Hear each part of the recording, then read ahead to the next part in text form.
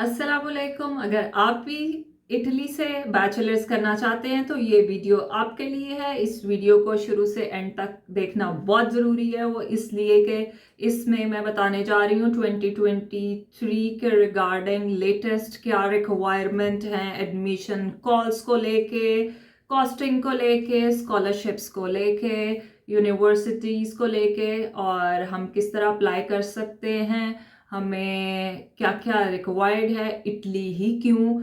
Italy इस वजह से कि इटली जो है यूरोपियन कंट्रीज़ में से एक वो कंट्री है जो आपको बैचलर्स में एक तो इंग्लिश प्रोग्राम ऑफर करती है, दूसरा वो आपको स्कॉलरशिप प्रोवाइड करती है और आप 100% स्कॉलरशिप ऑब्टेन करने में कामयाब हो जाते हैं। और अब हम बात करते हैं कि बेनिफिट्स क्या है बैचलर्स करने के इटली में। इटली से बैचलर्स करने के बेनिफिट, सबसे बड़ा बेनिफिट ये है कि जैसे पाकिस्तान में 4 साल का बैचलर्स होता है, तो इटली में regardless whatever your major is, तो किसी भी सब्जेक्ट को लेके आप अगर बैचलर्स कर रहे हो तो वो 3 इयर्स का ही होगा। तो जी हाँ, इटली 3 इयर्स का बैचलर्स ऑफर करता है, उससे आपका एक तो साल बच जाता है।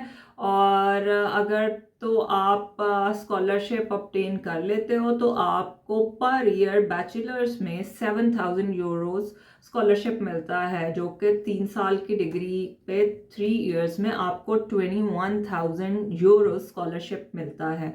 स्कॉलरशिप मिलता कैसे है और अगर तो और उसके लिए हमें क्या क्या करना है वो आगे जाके मैं आपको मज़ीद डिटेल में बताऊंगी।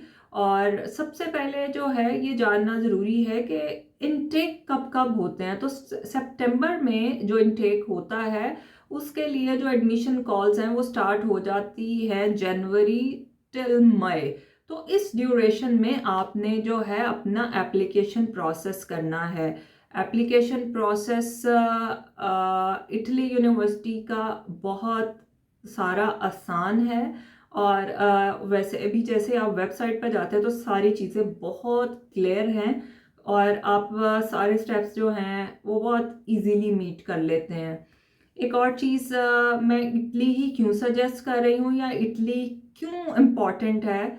इटली इस वजह से, जैसे मैं यूनिवर्सिटीज़ की बात करती हूँ कि आपने अगर किसी भी यूनिवर्सिटी में एडमिशन लेना है तो आपने उसकी क्यूएस रैंकिंग चेक करनी है। तो अगर आप इटली की यूनिवर्सिटीज़ की बात करते हैं तो क्यूएस रैंकिंग में इटली की यूनिवर्सिटीज़ जो हैं अच्छे रैंक्स पे हैं, विच इज़ क्वाइट गुड। और आपको भी ऑफ कोर्स इन्हीं यूनिवर्सिटीज़ में एडमिशन मिलने वाला है। और बाकी जो है नेक्स्ट थिंग वो ये है कि इटली में अगर आप बैचलर्स के लिए अप्लाई कर रहे हैं तो उसके लिए क्या आप एलिजिबल हैं, उसमें एलिजिबिलिटी आपने कैसे चेक करनी है। सबसे पहले तो उसके लिए आपको 12 ईयर्स स्कूलिंग चाहिए। तो ऑफ कोर्स हमारे यहाँ पाकिस्तान में भी यही कल्चर है कि आफ्टर 12 ईयर्स स्कूलिंग के आपको जो है बैचलर्स में एडमिशन मिलता है। तो आई मीन 12 ईयर्स एजुकेशन जो है वो इटली में भी रिक्वायर्ड होती है, तो we are fine with that. और दूसरा, आपको क्या करना है, आपको टोल एग्ज़ाम देना है। तो यहाँ पे toll exam, like particularly engineering की बात कर रही हूँ, तो यहाँ 3 टाइप्स के टोल के एग्ज़ाम्स होते हैं एडमिशन गेन करने के लिए, सिक्योर करने के लिए। क्योंकि अगर आप इंजीनियरिंग के लिए अप्लाई कर रहे हैं तो 80% यूनिवर्सिटीज़ को ये रिक्वायर्ड होता है। टोल जो है वो 3 टाइप एग्ज़ाम होता है। इंजीनियरिंग के लिए जो एग्ज़ाम होता है वो टॉल्क आई कहलाता है, और एक टॉल्क एफ होता है वो फार्मेसी के लिए होता है, और एक टॉल्क ई होता है वो इकोनॉमिक्स के लिए होता है। तो 80% यूनिवर्सिटीज़ जो हैं इंजीनियरिंग के लिए ये रिक्वायर्ड करती हैं। और अगर ये 50% 50 मार्क्स का एग्ज़ाम होता है, और इसमें से आपने 25 मार्क्स जो हैं वो ऑब्टेन करना बहुत ज़्यादा ज़रूरी होता है। और इफ़ यू गेट देयर, आप 25% मार्क्स ले लेते हो तो you are good to apply for your application. और अगर हमने एप्लीकेशन कैसे प्रोसीड करनी है, how to choose university and courses, और उसके लिए आपको वेबसाइट पे जाना है universtally.it। और मैं स्क्रीन पे इसका नाम भी दे दूंगी इस वेबसाइट का। इस वेबसाइट पे जाएं, ये वेबसाइट इटली गवर्नमेंट की बनाई हुई है, एजुकेशन मिनिस्ट्री ने इसको लॉन्च किया हुआ है। ये बहुत इजी किस्म की वेबसाइट है, इंग्लिश प्रोग्राम बहुत क्लियरली स्टेटेड है और एप्लीकेशन को जो है प्रोसीड करने का तरीका भी बहुत क्लियरली वहाँ पे डिफाइन किया गया है।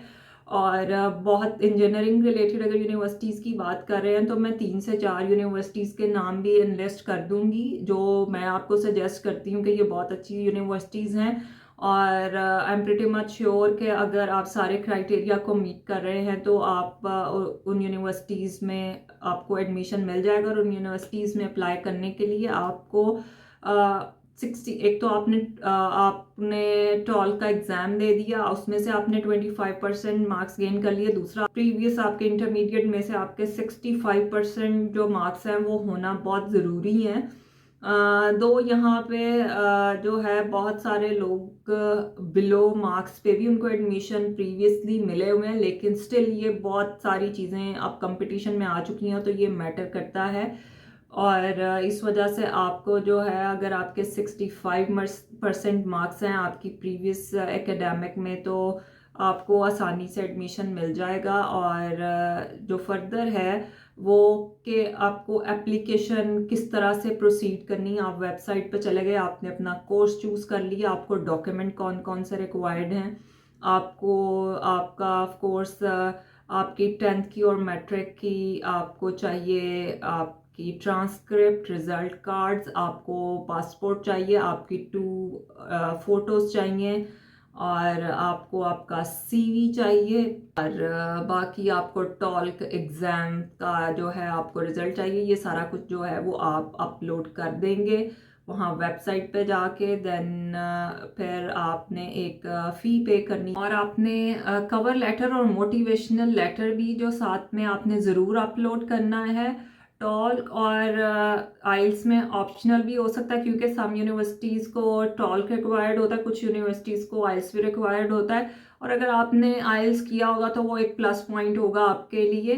तो आपने यूनिवर्सिटी की वेबसाइट पर जाकर ये सारे डॉक्यूमेंट्स अपलोड कर दिए। अपलोड करने के बाद आपने एक नॉमिनल सी फीस है यूनिवर्सिटी की, आपने वो भरनी है। वो कोई 50 यूरोस तक वो फीस हो सकती है। और कुछ यूनिवर्सिटीज़ जो हैं वो फ़ी रिक्वायर्ड करती हैं, कुछ यूनिवर्सिटीज़ की कोई फ़ी नहीं है। तो जो भी आपने, लेट्स से अगर आपने एक यूनिवर्सिटी में अप्लाई किया, 2 में अप्लाई किया, तो अकॉर्डिंगली जो जो उनकी फ़ी होगी आप उस तरह से उस फ़ी को जो है वो भरेंगे। और उसके बाद जो आपकी वो रिसिप्ट होगी और सारे डॉक्यूमेंट्स होंगे वो आप कर देंगे अपलोड। और उसके बाद का जो प्रोसेस है वो आपका हो जाएगा स्टार्ट। और यूनिवर्सिटी जो है वो आपको 1 वीक से लेके 45 डेज तक आपको इंटीमेट करेगी, या आपको एक्सेप्टेंस लेटर भेजेगी, या आपको एक ईमेल कर देगी। आजकल बहुत सारी यूनिवर्सिटीज़ जो हैं आपको ईमेल ही कर देती हैं कि जी आपकी एप्लीकेशन एक्सेप्ट हो गई है। उसके बाद आपने क्या करना है, हमने उसके बाद प्री इनरोलमेंट में जाना है।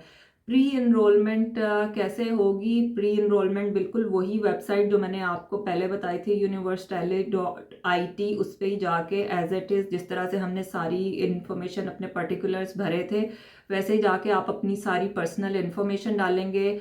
और इस सारी इन्फॉर्मेशन को डालने का मकसद क्या होगा? उसका मकसद ये है कि उससे ये सारी इन्फॉर्मेशन एम्बेसी को चली जाएगी कि जी आपकी जो है फाइनल एक्सेप्टेंस आने वाली है लेटर, तो ताकि आपको वीज़ा प्रोसीड करने में आगे कॉम्प्लिकेशंस ना आए, तो आसानी रहे। और फिर बात करते हैं कि ट्यूशन फ़ी कितनी है। और बैचलर्स इटली में अगर आपने बैचलर्स करना है तो बहुत सारी यूनिवर्सिटीज़ की ऑलमोस्ट सिमिलर ट्यूशन फ़ी है। 1000 यूरो से लेके 3000 यूरो तक ये मैक्सिमम फ़ीस है। और बहुत सारी यूनिवर्सिटीज़ जो हैं वो अप्रॉक्सीमेटली 1000 यूरोस के इर्द गिर्द ही घूमती हैं। लेकिन चूंकि हम स्कॉलरशिप्स की बात कर रहे हैं, तो अगर हम स्कॉलरशिप अवेल कर लेते हैं तो at the end of the day आपकी ये जो फीस है ये भी आपकी वेव ऑफ हो जाएगी। तो स्कॉलरशिप्स, 2 टाइप्स के स्कॉलरशिप्स हैं जिनके बारे में मैं बात करने जा रही हूँ। एक स्कॉलरशिप जो है वो नीड बेस पे है, नीड बेस पे। दूसरा स्कॉलरशिप जो है वो मेरिट बेस पे है।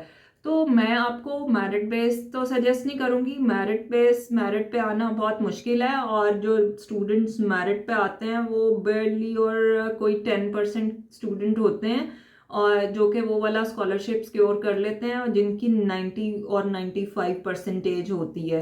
तो जो नीड बेस्ड स्कॉलरशिप है उसमें क्या होता है कि उसमें आप जो है आपकी इनकम, आप बताते हो कि जी आपकी इनकम जो है वो 23,000 यूरो से लेस है ईयरली। तो और उसका क्या क्राइटेरिया होता है, उसको आपने किस तरह से अप्लाई करना है, और अगर आप उसको ठीक तरीके से उसके जो जो डॉक्यूमेंट्स रिक्वायर्ड हैं आप अगर अप्लाई कर देते हो और आप वो स्कॉलरशिप सिक्योर कर लेते हो, तो आपकी ये जो फीस है ये वेव ऑफ हो जाती है।